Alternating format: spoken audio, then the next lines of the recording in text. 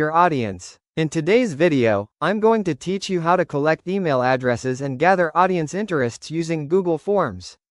This is a simple but powerful way to build your email list while also understanding what your audience actually wants to receive from you.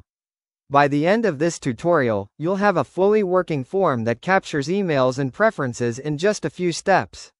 To begin, open your Google form. This means going to Google Forms and selecting an existing form or creating a new one.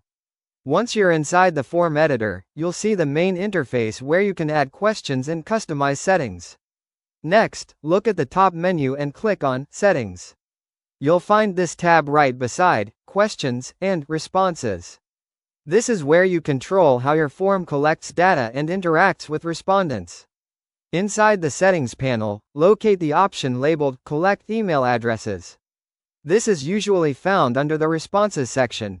Turn this toggle on to ensure that every person who fills out your form will be required to submit their email address.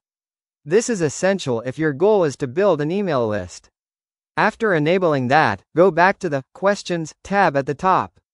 This will bring you back to the main form builder where you can add and edit your questions. Now, move to the right side vertical toolbar and click the plus icon. This is the Add Question button and it allows you to insert a new question into your form. Once the new question appears, click on the question field and type something like, "What topics would you like to receive emails about?" This helps you understand your audience's interests and preferences. Next, set the question type. Click on the drop-down menu on the question card and choose either checkboxes or multiple choice.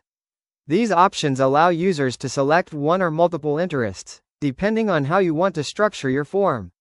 If you want to make sure everyone answers this question, turn on the Required toggle located at the bottom right corner of the question card. This ensures that respondents cannot submit the form without selecting an answer. Once your question is ready, go to the top right corner and click the eye icon to preview your form. This lets you see exactly how it will appear to users and helps you test if everything is working properly. After previewing, return to the editor and click the Publish button in the top right corner. This makes your form live and ready to be shared. Finally, click the link icon in the top bar to copy your form's URL. You can now share this link with your audience through social media, email, or your website so people can start submitting their responses.